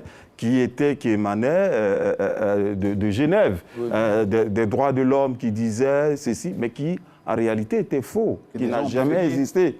Mais ça a été publié. C'était un montage. Mais c'est passé... Est-ce que c'était fait à dessein? Voilà, c'est ça. Je pose une question. Oui, mais même si c'est fait à dessein, même si c'est fait à dessein, ce qu'on demande, c'est que les journalistes, comme on l'a dit depuis le début de cette émission de débat, c'est qu'ils utilisent la vérification des sources. Voilà, il faut au moins 3 ou 4 sources pour vous dire, si ça vient de Genève, j'appelle le bureau de Genève, j'appelle New York pour demander est-ce que c'est vrai. Je demande au ministre des Affaires étrangères de la Côte d'Ivoire là-bas de checker pour voir si cette note existe. J'appelle les journalistes qui sont à Genève. Est-ce que vous avez eu information de ce truc-là? J'appelle le commissaire des droits de l'homme là-bas. Donc, il y a des étapes de vérification pour te permettre de dire ça c'est vrai, ça existe, mais ça n'existe nulle part et vous publiez. Alors, est-ce que vous pensez qu'on pourrait arriver à d'autres publications de ce calibre en utilisant le logo d'une institution? Oui, dans les rédactions. Ça se fait dans des rédactions où, par exemple, je le dis et j'insiste, il n'y a pas de veille de fact-checking. Parce qu'il faut avoir forcément une cellule de veille de fact-checking. C'est une nécessité aujourd'hui. C'est vrai qu'il y a des problèmes économiques qui font qu'on peut ne pas avoir ce veille. Mais c'est pourquoi on forme. C'est pourquoi aujourd'hui, on forme beaucoup de journalistes sur le fact-checking, comment débusquer, comment on appelle ça, les fausses informations, comment séparer le vrai du vrai grain, etc. Et tout. Ça, on le fait. On le fait à dessein pour que, véritablement, nous soyons prémunis de ces excès, ces dérives-là. Alors moi, j'ai une question à vous poser, parce que vous dites que vous formez pour le fact-checking, et vous l'avez dit tout à l'heure, c'est vraiment à la base, ça fait quelques années. Mais est-ce que... pour revenir sur ce que vous avez partagé, Ben Diakité, si c'est une fabrication qui a été faite à dessein, est-ce que c'est une question de fact-checking, Jérôme? Non, si c'est fait à dessein. Non, si c'est fait à dessein, justement, ça c'est celui qui publie par exemple un deepfake ou un fake news à dessein. C'est que là, il a gravement, je dis bien gravement, en tout cas manqué à l'éthique et à la déontologie. Parce que tout ce que nous sommes en train de dire font partie des articles de l'éthique et de la déontologie. Code d'éthique et de la déontologie, ces différents articles sont clairs là-dessus. Avant de publier une information, il faut la vérifier. Il faut faire le recoupement de l'information. Celui qui ne fait pas le recoupement de l'information et qui le fait sciemment, il se fait propagateur ou bien il fait ce qu'on appelle l'écho de tout ce qui est sur les réseaux sociaux comme fake news, fausses informations, intox, etc. Mais je pense qu'il ne mérite pas qu'on l'appelle un journaliste. Voilà, ça c'est clair. Oui, Jérôme. Souvent, il y a aussi à côté des fake news, nous avons aussi des difficultés avec des notes émanant peut-être des partis politiques ou des avocats de cette... Nous, par exemple, au Nouveau Réveil, on a été confrontés à une situation comme ça. Il y a un acteur politique non politique. Nous avons reçu un document de ses avocats. Nous avons publié intégralement le document de l'avocat, mais nous avons été condamnés. Parce qu'on nous a dit, pourquoi on n'a pas vérifié l'information? Je dis que ça vient des avocats d'une personnalité. Pourquoi on n'a pas vérifié si ce que les avocats ont dit était vrai? souvent, le journaliste est confronté à ces genre de situations, à côté même des... Et quelles leçons vous avez tirées? Bon, la leçon qu'on a tirée, c'est que... Peu importe le statut de la personne. Peut-être on aurait dû vérifier. Alors oui, qu'est-ce que vous dites par rapport à cela? Vous aurez dû vérifier, vous aurez dû appeler... Quel que soit le statut de la personne, il faut vérifier. C'est l'avocat qui envoie la note.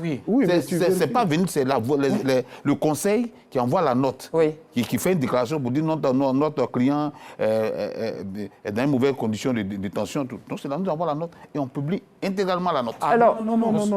Vous renseigner. Nous sommes dans une période... Avec une partie, nous sommes dans une période... C'est pas une période électorale. Non, c'est un fait passé, je veux dire. Non, mais actuellement où le débat politique est exacerbé, nous sommes dans une période de grosse manipulation.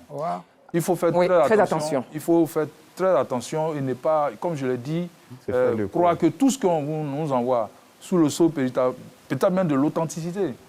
Parce que celui qui manipule, c'est un objectif qu'il veut atteindre.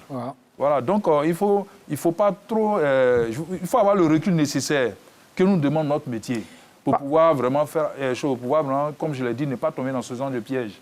C'est vrai, vous avez fait la meilleure expérience, si je peux m'exprimer ainsi, mais ça serait bon aussi pour le futur que, mais c'est pas parce que c'est un avocat de telle personne, ou bien c'est pas parce que c'est une source même du ministère, ou bien c'est pas parce que véritablement c'est, si tu veux, une institution qui a un membre d'une certaine institution qui a donné l'information qui dit que c'est vrai. C'est pourquoi on revient toujours... Non, mais président... On revient toujours... On va pas refaire les débats, on revient toujours sur le recoupement. Oui, le recoupement... Sur la page Facebook d'un ministre récemment qui a été démenti sur les réseaux sociaux. Le recoupement de l'information... Excuse-moi. Non, on est là justement pour débattre, mais le débat aussi, il tire à sa fin. Alors je vais faire un dernier tour de table. Vous allez être très bref. Sangaré de Le Patriote Yacouba, quelle est votre posture à moins de 2 mois du processus électoral? Quel est votre message? Responsabilité. Voilà, traiter l'information juste et vraie, même quand on fait un commentaire, le faire avec responsabilité. Voilà, ne pas être les échos des discours de haine, promouvoir toutes les initiatives qui concourent à la promotion du vivre ensemble, à la cohésion sociale, parce que c'est l'aspiration profonde des populations. Merci Yacouba Sangaré de Le Patriote. Ben Diakité, Radio de la Paix, votre message? Oui, je pense que le plus important, c'est de sauvegarder et la Côte d'Ivoire au-dessus de tout le monde. Côte d'Ivoire au-dessus de tout. Il faut préserver la Côte d'Ivoire par tous ses moyens et il faut être responsable, professionnel dans ses écrits. Responsabilité et professionnalisme dans le métier. Merci Ben Diakité. Jérôme Dry de Le Réveil, le Nouveau Réveil. Rester peut-être dans sa ligne, respecter sa ligne éditoriale tout en traitant avec objectivité et responsabilité l'information. Merci beaucoup, Jérôme Dry, président. Oui, ne pas publier vraiment les résultats non confirmés, parce que nous sommes en période électorale et il ne faut pas propager tout ce qui est vu dans les réseaux sociaux parce qu'il est clair qu'à 90% on aura vraiment des fake news et des deepfakes en cette période-là. Il faut savoir aussi utiliser les mots. Parce que comme je l'ai dit, le mot peut par exemple apaiser comme enflammer. Donc il faut vraiment être du côté, je dis, des artisans de paix, comme je l'ai dit, et puis être le vigile de la vérité. Vigile de la vérité, c'est ce que j'explique. Il faut vraiment mettre des solutions si on n'en a pas pour vraiment débusquer tout ce qui est fake news et deepfake. Et c'est à nous aussi d'éduquer le public en expliquant tout le processus électoral, comment ça se fait. Même au niveau du déploiement, expliquer un peu le processus du déploiement. Parfois, cela manque. La RT, de toutes les manières, organisera des émissions pour éclairer, informer et contribuer justement à ce que ce climat politique et surtout électoral soit apaisé. Merci à tous les 4. Merci d'être venus. Merci à vos rédactions presse particulière et merci bien sûr président à l'UNJCI. Merci mesdames et messieurs de nous avoir suivis. Merci donc à tous les 4. Merci aux équipes techniques rédactionnelles et merci en particulier à notre directeur, M. Koné Lanciné. Les médias ivoiriens, toutes tendances confondues, se trouvent devant un choix, être des amplificateurs de tension ou des gardiens de la démocratie. À très bientôt, bonsoir. Restez sur RTI 1.